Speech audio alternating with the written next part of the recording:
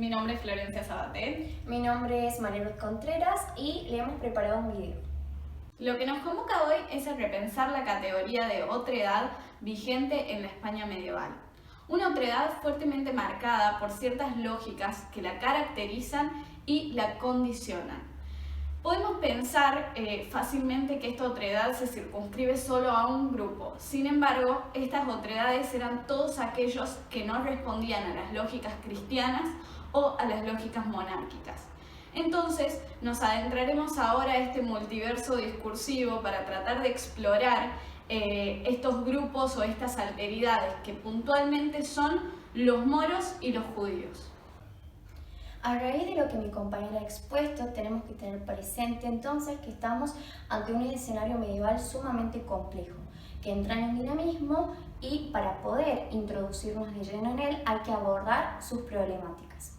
Consideramos muy importante traer a nuestras memorias uno de los conceptos con el que la cátedra nos ha propuesto trabajar a principio de año, y es el concepto de la infancia de la lengua castellana. ¿Por qué? Porque es precisamente en este momento complejo en el que la lengua castellana está transitando su infancia. De hecho, veremos que esa lengua articulará ciertos rasgos ideológicos a partir de las tensiones en la configuración de las comunidades religiosas que veremos enseguida. Entonces, esta Edad Media, este periodo extenso de tiempo, posee como característica principal la presencia del cristianismo. Pero no estamos hablando de cualquier tipo de cristianismo. Nos referimos a un cristianismo ecléctico, es decir, que está compuesto por elementos comunes a toda la geografía, pero también hay otros elementos que no, y que están vinculados con las culturas regionales. Entonces se constituye un cristianismo parcializado, complejo, donde imagínense, cada una de las comunidades tiene su propio modo de interpretar los textos sagrados. Como mencionaba el profesor Castilla en una de sus clases, esto lleva a que las autoridades eclesiásticas acudan a concilios para discutir, debatir y pautar acuerdos vinculados con el dogma que van a ir configurando esa identidad cristiana. Bien, hemos realizado este cuadro de los rasgos identitarios de la alteridad española en la Edad Media en base a nuestra lectura e interpretación en torno a dos leyes, 24 y 25, del texto Las Siete Partidas de Alfonso X. En primera instancia, leímos con detenimiento el contenido que nos proporcionó este marco normativo relacionado con la complejidad de la vida e interacción entre cristianos, judíos y moros en la España medieval. Luego pensamos que la manera más viable de proceder con nuestro criterio de análisis, en base también a los conocimientos previos que nos aportaron las clases, era mediante la creación de categorías centradas en el poder.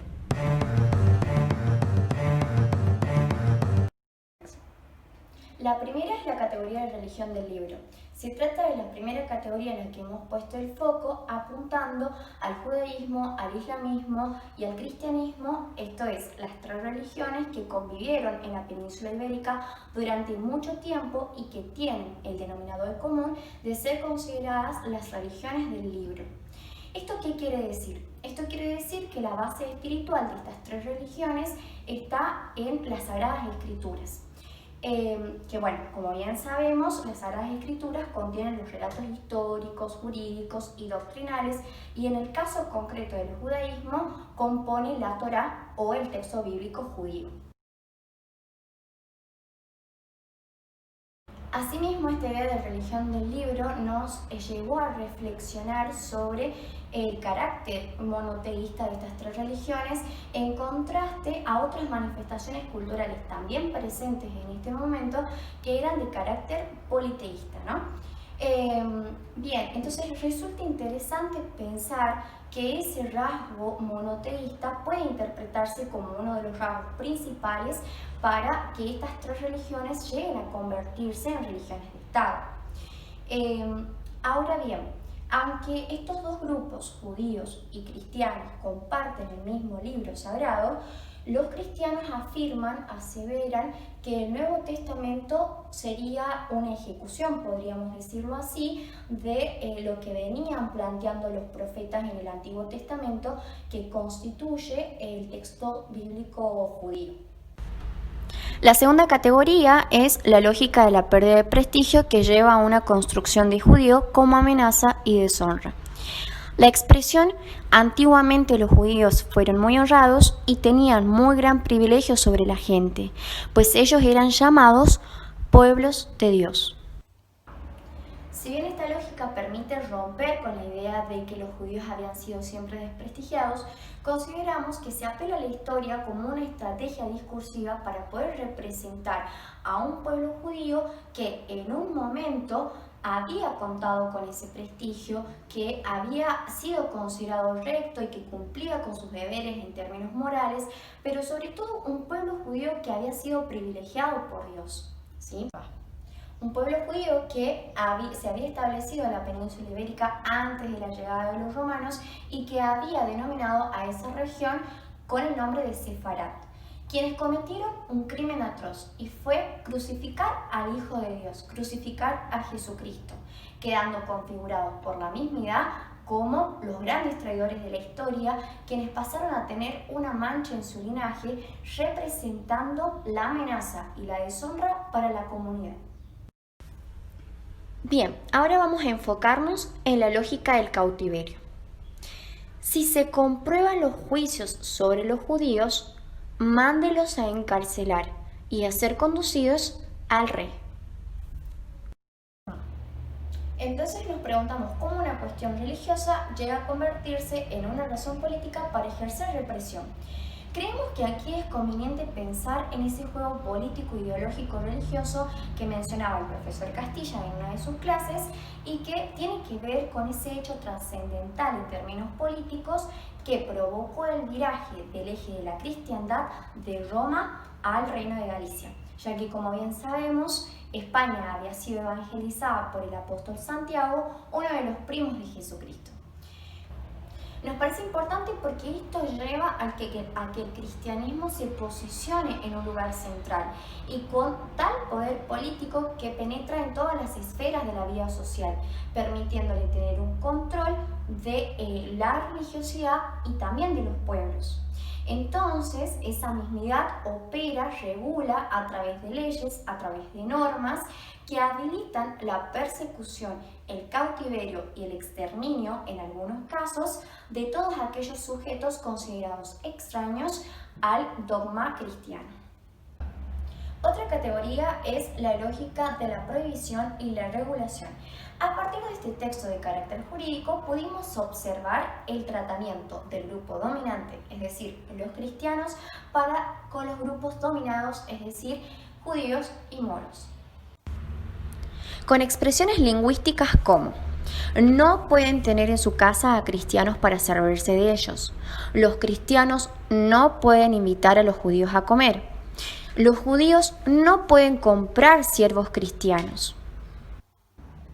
Hemos advertido entonces la manera en que se regulaban sus comportamientos dentro del mundo cristiano, ¿sí? No obstante, esto no se trataba meramente de una cuestión religiosa.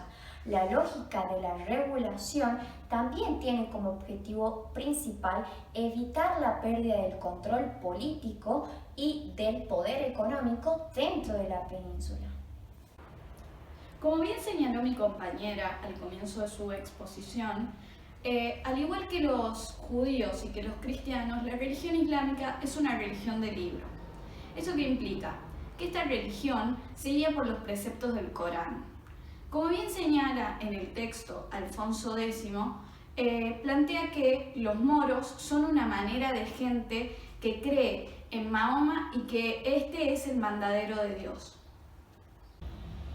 Por otro lado, proseguimos con una lógica que, a nuestro entender, subyace a toda la configuración de la alteridad, que es la lógica del desprecio. Interpretemos esta lógica, puesto que hemos podido observar ciertos adjetivos calificativos que denotan desprecio, asco o repudio. También estos adjetivos descalifican o denostan el accionar de esta otredad.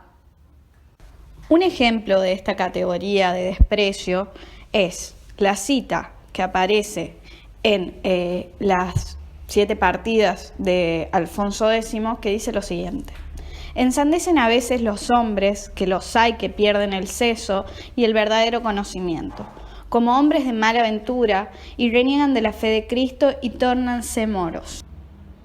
No podemos continuar sin hacer hincapié en la lógica de la territorialidad. ¿A qué nos referimos con esta lógica? Que hay una cierta cuestión que tiene que ver con lo geográfico, en el que estas alteridades no pueden actuar conforme a sus religiones o no se pueden manifestar de cierta forma en un territorio determinado por esa mismidad cristiana. En las villas cristianas no deben tener los moros mezquitas ni hacer sacrificios. Concatenando esta construcción de la alteridad, que al parecer a los ojos cristianos representa un monstruo temible, ¿no? Retomando esta lógica del desprecio, esta criatura insospechablemente despreciable, nos encadenamos en la lógica del control. Todo lo ajeno debe ser controlado, porque de no ser así representa una amenaza. Esto no solo sucede con el otro islámico, sino también con los judíos. En consonancia a lo que venimos explicando sobre la lógica del control a esta alteridad monstruosa, nos parece pertinente mostrar el siguiente ejemplo. Mansamente y sin mal bullicio deben hacer vida los judíos entre los cristianos.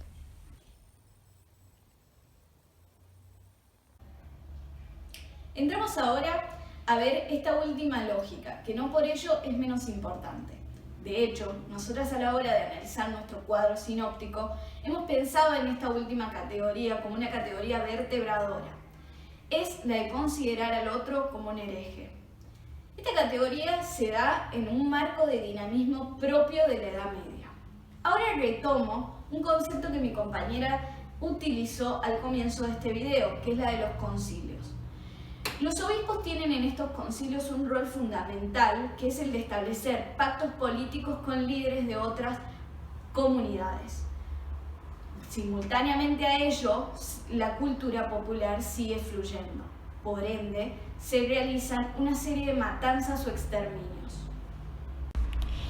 Bien, entonces, como vemos en este cuadro, tanto los judíos como moros enfrentarían la muerte si no se atienen a estas lógicas.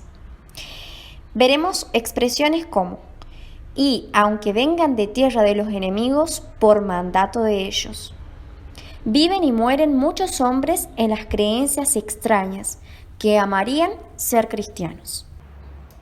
Luego de haber transitado por este multiverso discursivo que supone el contexto de la España medieval, nos hemos dado cuenta de que bajo ningún punto de vista estas alteridades pueden ser analizadas sin la lógica de jerarquía que supone esta mismidad del español cristiano. Entonces nos damos cuenta que hay una relación adversativa que condiciona y caracteriza desde una mismidad a una otredades en este caso, que son los moros y los judíos. Bien, esperamos que este video les guste.